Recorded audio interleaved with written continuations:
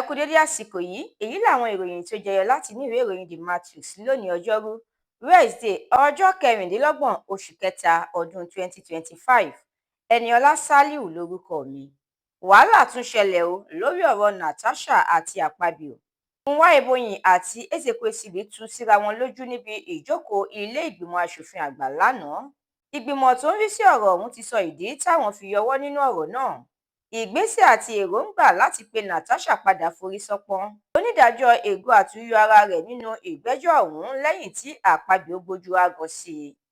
Ẹgbẹ́ òṣìṣẹ́ Nigerian Labour Congress (NLC) ti bẹ̀rẹ̀ sí ní dúnkòokò ìyanṣẹ́lódì látàrí ìkéde ìlú òfararọ tí ààrẹ kéde rẹ̀ ní ìpínlẹ̀ Rivers.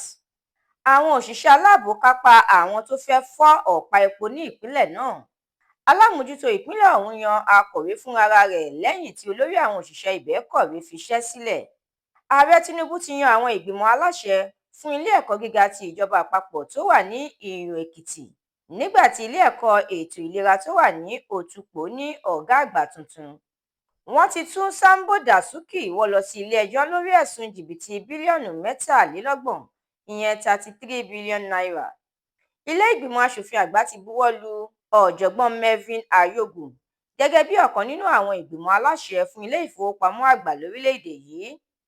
Ìjọba àpapọ̀ yóò san àwọn àjẹsílẹ̀ owó àwọn agùnbánirọ̀ látìgbà tí àfikún ti bá a. Wọ́n ti ń san ẹgbẹ̀rún 63, ìyẹn 77,000 naira. Bùhálà sọ kòbákùngbé ọ̀rọ̀ sí Peter Obi. Ó ní olóṣèlú tó ti kùnà, tí kò sì ní ọpọlọ òṣèlú àwa-arawa ni. Ìròyìn eré ìdárayá. Ọ̀mì ayò kọ̀ọ̀kan ní orílẹ̀-èdè wa Nàìjíríà àti Zimbabwe gbá nígbà tí ẹgbẹ́ agbábọ́ọ̀lù orílẹ̀-èdè South Africa na orílẹ̀-èdè Benin Republic nínú ìdíje World Cup Qualifier. Ẹ̀kúnrẹ́rẹ́ àwọn ìròyìn yìí àtàwọn ìròyìn míì lẹ́ ò láǹfààní láti jẹ̀gbádùn tẹ́ ẹ bá darapọ̀ tẹ́ ẹ sì tẹ̀lé The Matrix lórí Facebook, Instagram, TikTok, YouTube àti X. Àdúrà mọ́mi Balógun ló ṣòǹgbùfọ̀ ìròyìn yìí. Ẹniọlá Sálíù lórúkọ mi.